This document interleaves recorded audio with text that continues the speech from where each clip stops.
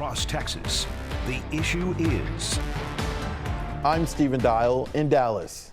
I'm Rudy Koski in Austin. And I'm Greg Grugan in Houston, and this is Texas, the issue is.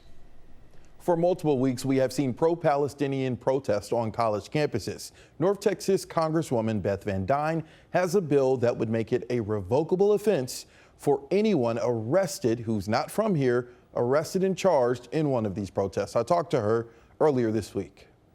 When you come to America from a foreign country, the rights that you have is fairly limited. It's not like you've got constitutional protections. When you come here and you spew American hate, when you spew hate against the Jewish people, when you insist and make demands that we support Hamas terrorists that have committed the worst atrocities against the Jewish people since the Holocaust, you don't deserve to stay. Would you agree that everyone that are participating in these protests are not for Hamas? They are for a ceasefire. They are for, just ending this war and not killing innocent people on either side. Do you believe that everyone who is at a pro-Palestinian rally is somehow supporting Hamas? I think there's a lot of people at these rallies that don't know what they're supporting. They're there because they think it's cool. They're there because organizers are telling them to go on campus and they're just doing it. Somebody described them as useful idiots. In some examples, that's true. So no, do I believe they're all like that? No, but if you are here from a foreign country and you're spewing hatred against the American people and you're spewing hatred against the Jewish people and you're supporting terrorist activities and you're committing a crime while doing it, I don't think you deserve to stay in this country, and this is what this bill promotes. Some could call this a racist bill. I mean, some could say that, saying why are you just targeting people who are not native to this country? I mean, there are students or U.S. citizens who are participating in this, so why just target people who are not from here? There's one thing to say it, but there's another thing actually to commit a crime on a university campus. I don't think that's a racist behavior.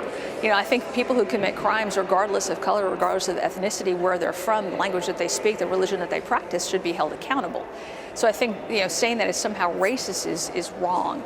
But if you are in this country, there should be a certain amount of respect that you have for American laws. And if you are already willing to completely throw that to the wind and preach American hate against the Jewish people, in support of terrorist activities, you do not deserve the rights and the privileges of being in our country. And I know you recently voted against the massive spending aid package that included funding for Ukraine and included a TikTok ban. Tell me why you voted against it. Well, there's a number of bills that we had, and the one against, for Taiwan I supported, the bill that supported Israel I supported, the bill on Ukraine I did not support, because we are at desperate times right now at our southern border, and we are trying to do everything that we can to make sure that we get the policies that have allowed 11 million people into our country illegally changed.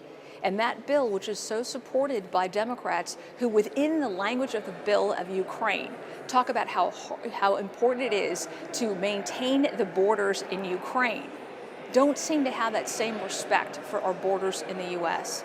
It was an opportunity to be able to attach the H.R. 2 bill that we passed, our strong border bill that we passed through the House last year, over a year ago.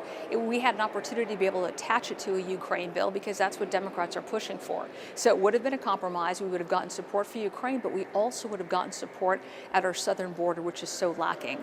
And I could not vote for one without the other. Where do you stand when it comes to confidence in Speaker Mike Johnson? Do you still have confidence in him? Look, I think Mike is taking the hand that he's got, and he's having to go into the Senate. He's having to go negotiate with Chuck Schumer and with the Biden administration. And he realizes that, he does not necessarily always have the votes that he needs to be able to provide him coverage to be in the best negotiating power.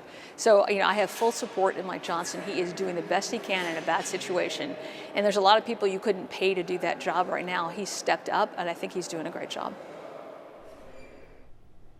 Rudy, what do you think of that interview? What's your one word? My word is Newton. All right, Greg, what about you? Stephen, my word is consequences. All right, the Fox Texas Trio has a lot to discuss on the other side of this break. We'll be right back. The Fox Texas Trio is back. Rudy, while there were laws broken during some of these protests here in Texas and around the country, is this bill too extreme? No, Stephen, I think what we're seeing is a call to have some real consequences, to borrow Greg's word, to acting out, not just speaking out. In a way, it's about the third law. I'm not talking about a law that you're going to find in a courtroom, but the one given to us by Sir Isaac Newton. For every action, there is an equal and opposite reaction. Now, there's some real political science application to the issue is, and there's my word. On a serious note, even here in Austin, people are just getting tired of seeing judicial slaps on the wrist and excuses for those who break the law. But under the current conditions, this deportation bill from Van Duyne will probably go the way of the Laken-Riley Act. That's the bill which would require the detention and removal of illegal aliens who commit crimes.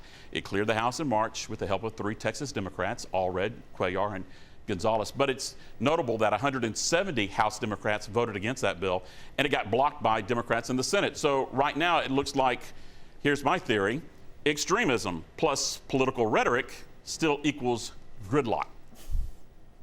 Greg, is this just red meat for the base? Absolutely red meat, but it's also legitimate representation. I frankly don't know how many foreign students actually participated in the campus protests, but I do know the ones that did are first and foremost guests in this country. I don't think I'm going too far out on a limb to suggest a majority of Americans believe any guest in their home, their business, or their schools for that matter, who choose to destroy property, abuse others, or simply misbehave should be subject to immediate eviction, expulsion, and legal sanction if necessary. So the fundamental question becomes, should foreign students who've been granted the privilege of pursuing education here be granted special dispensation to riot, harass, and vandalize and defy authority without serious consequence?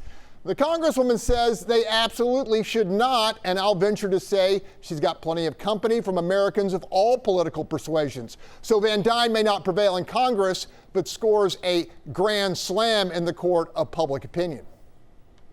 And let's be clear, there is a different conversation in free speech and what some of these allegations and incidents have been.